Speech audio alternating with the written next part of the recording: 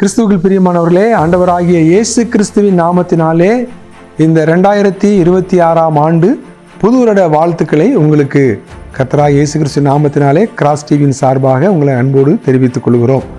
இந்த புதிய ஆண்டை கூட கர்த்தர் உங்களுக்கு ஆசீர்வதிப்பாராக. ஒரு வசனத்தை வாசித்து இந்த புது வருட வாழ்த்துக்களை நான் தெரிவிக்க விரும்புகிறேன். 2 கொரிந்தியரின் புஸ்தகத்திலே 9ஆம் அதிகாரம் 8ஆம் வசனம். 2 கொரிந்தியர் 9ஆம் அதிகாரம் 8ஆம் வசனம். தேவன் உங்களிடத்தில் சகலவித கிருபையையும் பெருகச் செய்ய வல்லவராய் இருக்கிறார். தேவன் சகலவித கிருபையையும் பெருகச் செய்ய வல்லவராய் இருக்கிறார் என்கின்ற வார்த்தையை நம்ம இங்கே வாசிக்கிறோம். இந்த புதிய ஆண்டிலே ஒவ்வொரு நாளும் தேவனுடைய கிருபையை நம்ம பெற்று அனுபவிக்கிறவர்களாக காணப்பட வேண்டும். தேவனுடைய கிருபை எப்படி நமக்கு வெளிப்பட்டதுன்னு சொல்லி நம்ம பார்க்கும் பொழுது, நாம் யோவான் எழுதின சுவிசேஷத்தில் வாசிக்கிறோம், கிருபையும் சத்தியமும் கர்த்தராகிய இயேசு கிறிஸ்துவின் மூலமாக உண்டானது.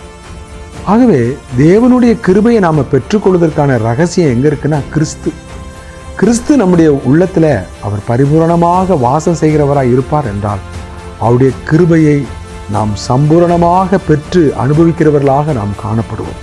ஆகவே இந்த புதிய ஆண்டிலே கர்த்தராகிய இயேசு கிறிஸ்துவுக்கு உங்களுடைய இருதயத்தை ஒப்பு கொடுங்க.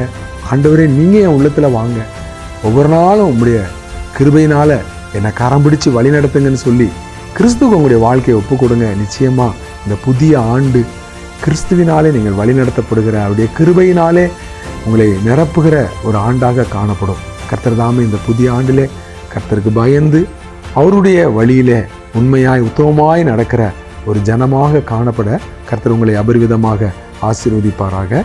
ஆமென், ஆமென்.